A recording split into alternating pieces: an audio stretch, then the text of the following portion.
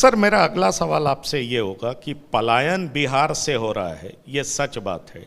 कहीं ना कहीं ये आप मानते हैं कि कांग्रेस की जो पॉलिसी थी, इक्वलाइजेशन ऑफ फ्रेट पॉलिसी, मतलब भाई कहीं भी रिसोर्सेज होगा लेकिन उसका दाम एक ही होगा, और इस वजह से बिहार को बहुत सफ़र करना क्या पड़ा। कहा आपने पहले? Equalization of freight policy. Freight equalization policy, जी हाँ। जिसकी आप बात कर रहे हैं, वो बिहार के हित में नहीं था। मैं कांग्रेस लेकिन पार्टी में काम करने के बावजूद ये बात स्वीकार करता हूँ कि शुरू के दिनों में पहली पंचवर्षीय योजना में ये जो पॉलिसी आई वो बिहार के इंटरेस्ट में नहीं था। उसके वजह से भी बिहार का नुकसान हुआ है। इस बात को स्वीकार करने में हमको नहीं दिक्कत हो सकती है। आप आगे पूछिए। नहीं, तो यही इसीलिए मैं पूछ रहा हूँ कि क्या अगर बिहार में इंडस्ट्री नहीं है तो आप अपने आप को भी अपनी पार्टी को जिम्मेदार मानते हैं? उसके लिए मैं कैसे जिम्मेवार हूं जब 35 साल से हम लोग सत्ता से बाहर रहे हैं? नहीं, कांग्रेस पार्टी पहले थी ना, आपने पहले बेस्ट एडमिनिस्टर्ड स्टेट बताया, इसीलिए मैंने ये सवाल। Not only best administered state. आज अगर बेगूसराय, जहां से, जिस जिले में आप पैदा हुए हैं, जहां आपका परिवार है, अगर बेगूसराय की आर्थिक स्थिति बाकी जिलों से अच्छा है तो उसके कारण श्री बाबू और कांग्रेस की ही सरकार, जिसके वजह से आपके यहाँ इंडस्ट्री आया और पब्लिक सेक्टर में जितना इन्वेस्टमेंट हुआ उनके हुकूमत में, वो शायद किसी चीफ मिनिस्टर के ये में फिर नहीं हुआ बाद के दिनों में। और मैं दूसरी बात आपको बोलना चाहता हूँ कि बेस्ट एडमिनिस्ट्रेटेड स्टेट के ये से आपको अगर अच्छा नहीं लगा है तो मैं दिल्ली नहीं, बहुत अच्छा लगा, मैं सहमत हूँ। नहीं, पर इसका दूसरा पहलू भी आपसे मैं पूछूंगा। जी जी, सुन लीजिए। अभी भी एक दूसरे कार्यक्रम में भी मैं ये बात बोल के आया हूँ। नीति आयोग, जो पहले प्लानिंग कमीशन कांग्रेस हुकूमत में हुआ करती थी, अब आजकल नीति आयोग के नाम से जाना जाता है। और मैं जहाँ दिल्ली में रहता हूँ, 11 ताल कटोरा रोड से 200 गज की भी दूरी नहीं है। वो हर 3 महीने पर, 6 महीना पर सारे स्टेट के काम काज का समीक्षा करता है। डेवलपमेंटल वर्क के हिसाब से एक पैरामीटर पर सबको अपना ये देता है। अभी 3 महीने पहले जो रिपोर्ट आई है उसमें 28 बड़े राज्य हैं, छोटे जो स्टेट हैं, गोवा, पौंडीचेरी या नॉर्थ ईस्टर्न स्टेट्स का मैं नहीं जिक्र कर रहा हूँ।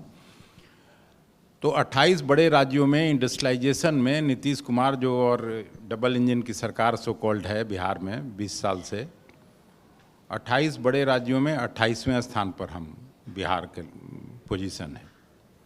शिक्षा का बड़ा केंद्र हुआ करता था, ये भी आप अपने बुजुर्गों से सुने होंगे कि कभी नालंदा विश्वविद्यालय में पूरे दुनिया भर के छात्र, या फिर पटना यूनिवर्सिटी, भागलपुर यूनिवर्सिटी। तो मैं खुद भी स्टूडेंट रहा, साइंस कॉलेज में हम भी पढ़े हैं। पटना यूनिवर्सिटी को छोड़ दीजिए, पटना यूनिवर्सिटी उस स्थिति में नहीं था जिस स्थिति में नालंदा विश्वविद्यालय था। वहाँ दुनिया भर के छात्र पढ़ने आते थे। जैसे अभी जो थोड़ा वेल ऑफ है फैमिलीज़, गया का, पटना का, भागलपुर का, बेगूसराय का, तो हायर स्टडीज़ के लिए यूके जाता है, यूएस जाता है, बाकी यूनिवर्सिटीज़ में जाता है। तो वैसे ही उस समय लोग यहाँ पढ़ने आते थे। लेकिन फिर नीति आयोग के अनुसार, चाहे प्राथमिक शिक्षा हो, माध्यमिक शिक्षा हो या उच्च शिक्षा हो, 28 बड़े राज्यों में हम खिसक के फिर 28वें स्थान पर चले गए। हेल्थ सेक्टर में मैं 25 साल पहले इस स्टेट का हेल्थ मिनिस्ट्री का काम देखता था, बिहार में मैं मंत्री था। और हेल्थ सेक्टर में भी, स्वास्थ्य सेवा में हम लोग 28 बड़े राज्यों में 28वें स्थान पर हैं। तो बिहार बद से बदतर होता जा रहा है। इस बात को हमको, आपको, सबको, यहाँ बैठे लोगों को समझना पड़ेगा। ये केवल नारा देकर और प्रधानमंत्री जी आके अच्छा भाषण और जो मुंगेरी लाल के हसीन सपना दिखाते हैं, उससे बिहारियों को अलग होना पड़ेगा। 2015 में यहीं आके भाषण दिए थे प्रधानमंत्री जी मोतिहारी में कि अगली बार मैं जब आऊँगा तो इस बंद चीनी मिल के चिमनी से धुआं निकलेगा और हम आपके साथ इसी चीनी मिल के चीनी से आपके साथ बैठ के चाय पीऊँगा। आज 10 साल बाद क्या हुआ? धुआं तो निकला नहीं, चीनी बन नहीं रहा है, माली हालत ख़राब है।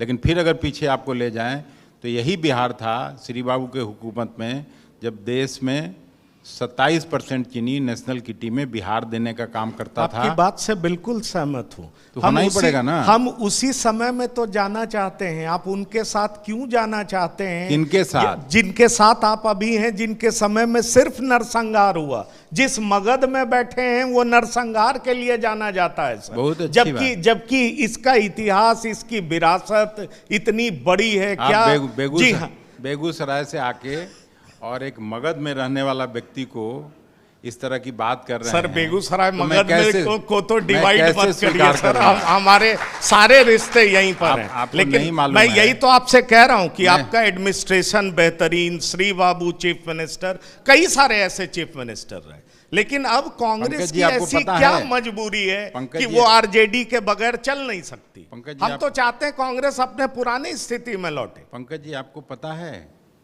कि इस हुकूमत में 17-18 साल जो नीतीश जी का हुकूमत रहा, उसमें कितनी हत्याएं हुई हैं बिहार में? नहीं याद होगा। 53,407 हत्याएं हुई अकेले इस हुकूमत में। और आपको जो क्राइम ब्यूरो का रिपोर्ट निकाल के देख लीजिए, अब तो फ़ोन सबके पास उपलब्ध है। उत्तर प्रदेश के बाद Uttar Pradesh number 1 state crime में, नंबर 2 पर फिर बिहार ही है। और अकेले पटना जैसे कैपिटल सिटी में, जहां मुख्यमंत्री जी रहते हैं, गवर्नर साहब रहते हैं, चीफ सेक्रेटरी रहते हैं, डीजी पुलिस रहते हैं, वहां इस साल अकेले 125 हत्याएं हो चुकी हैं। 126 कल तक। कल परसों मैं मौर्या में ऐसे ही एक टीवी के कार्यक्रम में बैठा था, वहाँ से 25 गज भी नहीं है जहाँ गोपाल खेमका की हत्या हुई थी। और 5 साल पहले भी उसके घर गया था जब उसके बेटे की हत्या हुई थी। उस घर से 25 गज की दूरी है पटना के कलेक्टर साहब का, और 25, 27, 30 गज की दूरी होगी पटना सीनियर एसपी का। तो ये क्या है? इससे बड़ा गुंडा राज कुछ हो सकता है? जंगल राज की बात आके करके चले जाते हैं, लेकिन जंगल राज कब का? 20 साल पहले जो बच्चा पैदा हुआ होगा वो इस चुनाव में वोट देने जा रहा है। वो नहीं देखा जंगल राज क्या था, लेकिन गुंडा राज तो देख रहा है।